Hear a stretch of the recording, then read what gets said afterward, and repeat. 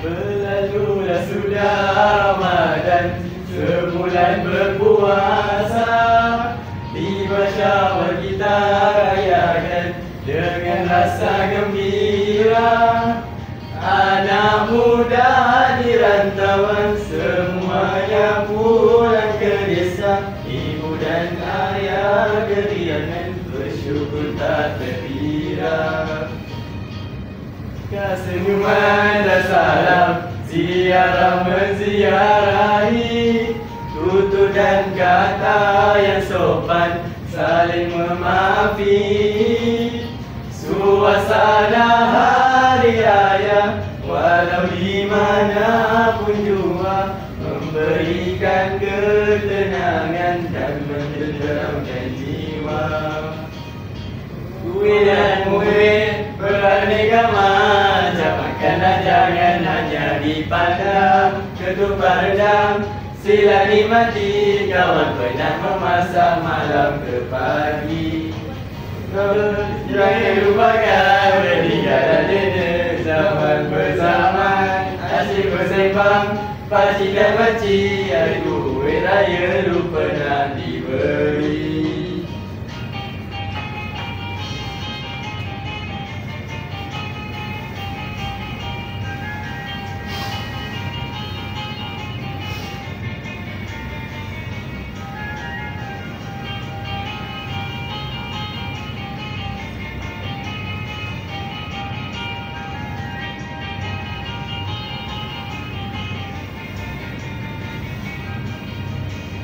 Berlalulah sudah Ramadan, sebulan berpuasa. Di syawal kita rayakan dengan rasa gembira. Anak muda di rantauan semuanya pulang ke desa. Ibu dan ayah keriangan bersyukur tak terkira.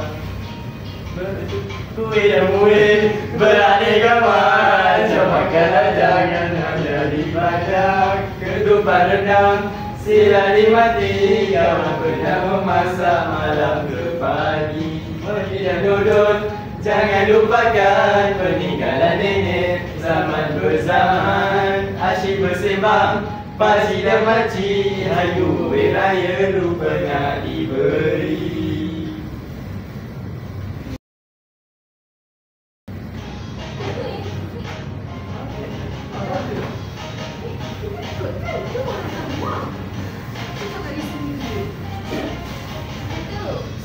Selamat Hari Raya, kami semua ucapkan, menikmati hidangan yang kami sediakan.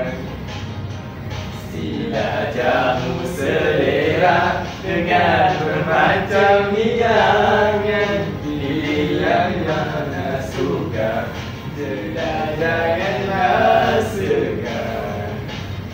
Rasalah ketupat ini dengan rendangnya sekali.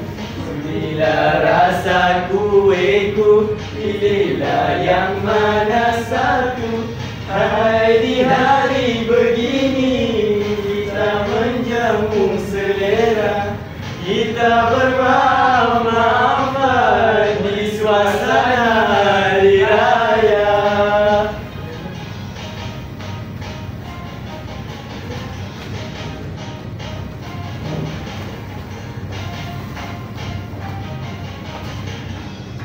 Selamat Hari Raya, kami semua ucapkan, menikmati hidangan yang kami sediakan. Sila jamu selera dengan bermacam hidangan, pilih yang mana suka, sila janganlah segan. Rasalah ketupat ini dengan rendangnya sekali. Sudilah rasa kuihku, pilihlah yang mana satu. Hai, di hari begini kita menjamu selera, kita bermaaf-maafan di suasana hari raya.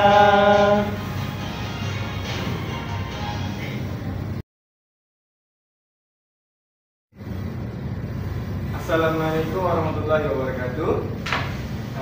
Kami daripada Kumpulan Enam ingin membentangkan tentang kesusasteraan dan kebudayaan Melayu, kod BNMB 1104, disediakan oleh kami bertiga dan disediakan untuk Datin Fadlan bin Abdul Rahman. Baiklah, sebelum kami meneruskan pembentangan tentang perkara yang kami ingin terangkan, kami ingin memperkenalkan ahli kumpulan masing-masing. Yang pertama, nama saya iaitu Muhammad Hanif bin Umar. Saya Muhammad Aidil Ali bin Muhammad Syarif. Dan nama saya Muhammad Akademi.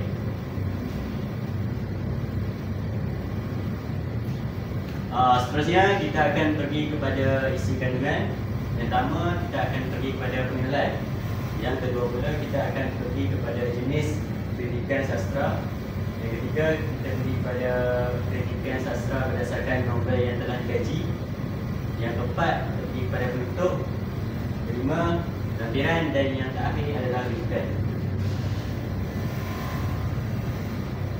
Okey, baiklah, kita akan pergi kepada penghargaan. Alhamdulillah, bersyukur kehadirat Ilahi kerana dengan limpah dan kurnianya dapat kami menyiapkan tugasan ini dengan baik dan jayanya. Malah kami juga ingin merakamkan ucapan penghargaan kepada pensyarah kami, iaitu Datin Fadlan binti Abdul Rahman, atas tunjuk ajar, bimbingan, sokongan dan dorongan yang diberikan bagi menyiapkan kerja khusus ini dengan jayanya. Seterusnya, tidak lupa juga kami ingin mengucapkan ribuan terima kasih tak terhingga kepada rakan-rakan kami kerana sudi memberikan buah fikiran yang bernas, idea yang jitu berkaitan maklumat kerja khusus ini. Akhir kata, kami ingin merakamkan penghargaan dan jutaan terima kasih kepada mereka yang terlibat secara langsung ataupun tidak langsung bagi menyiapkan penghasilan kerja khusus ini. Seterusnya kita masuk kepada apa itu kritikan sastra. Menurut Hashim Awang 1985, kritikan sastra merupakan suatu usaha mempertimbangkan dan menilai karya sastra secara sistematik. Kritikan sastra merupakan cabang ilmu yang mempunyai fungsi-fungsi yang tersendiri. Kritikan sastra merupakan suatu disiplin ilmu yang saintifik kerana ia ditujukan kepada penghayatan, penganalisisan dan penilaian sesebuah karya sastra. Kritikan sastra melibatkan penghayatan. Proses penghayatan merangkumi apresiasi, pengamatan, pemahaman, tanggapan, perasaan serta pemikiran yang wujud sebagai reaksi terhadap suatu bacaan. Baik, kita akan pergi kepada tanda seterusnya, iaitu 6 jenis kritikan sastra. Yang pertama ialah kritikan sandungan, yang kedua ialah kritikan teguran, ketiga kritikan saranan, selepas itu kritikan pendekatan, kritikan penganalisisan dan kritikan penilaian. Tetapi yang terdapat dalam cerpen yang kami kaji atau ada di sini, kami hanya menggunakan kritikan saranan dan kritikan teguran. Baiklah, cerpen yang telah kami bertiga kaji iaitu bertajuk Cerpen Gerhana Manusia yang ditulis oleh Aminah Mokhtar. Baik, yang pertama kita akan pergi dengan kritikan teguran, iaitu maksud kritikan teguran ialah kritikan yang benar-benar memberi teguran dan peringatan. Dalam kritikan ini, pengkritik bertanggungjawab untuk mengkritik karya dengan menunjukkan keistimewaan, kekuatan dan kekurangannya. Menurut Amri Baki dalam artikelnya yang berjudul Pandangan Seorang Penuntut Tinggi Kita Tentang Sebuah Buku Melayu, adalah orang pertama yang menulis kritikan ini menurut Putusan Zaman 1949. Dan ini terdapat keistimewaan daripada kritikan teguran, iaitu berdasarkan cerpen yang kami kaji, Gerhana Manusia, yang ditulis oleh Aminah Mokhtar, terdapat beberapa perkara yang baik dan buruk tentangnya. Cerpen ini mengisahkan tentang Lucia, seorang jururawat yang membantu Dr. Murni masukkan darah ke dalam badan manusia. Oleh itu, ini menunjukkan betapa uniknya cerpen ini kerana mengandungi elemen sains dan biologi. Beberapa istilah yang digunakan dalam cerpen ini sebagai contoh adalah Finding, ventilator, forex, adrenaline, leukemia dan sebagainya yang berkaitan dengan perubatan. Dan pada halaman 71 yang kami kaji iaitu gadis malang yang dibelasah hingga tinggal nyawa-nyawa ikan dan mahasiswa leukemia yang semakin cair sedarah merah di tubuhnya itu tidak perlukan mereka itu diberi darah, ujar Rusia. Ini menunjukkan bahawa kritikan teguran telah ditunjukkan, iaitu keistimewaan tentang watak utama dan apa yang dilakukan ini. Baik, kita akan pergi ke maklumat tambahan iaitu daripada apa yang kami kaji, iaitu kekurangan. Salah satu kelemahan cerpen ini ialah banyak menggunakan emosi yang marah atau tidak sopan. Ini membuatkan membaca berasa tidak sesuai untuk remaja. Bacanya akan menghayati cerpen tersebut kerana mereka mudah terikut dengan jalan cerita.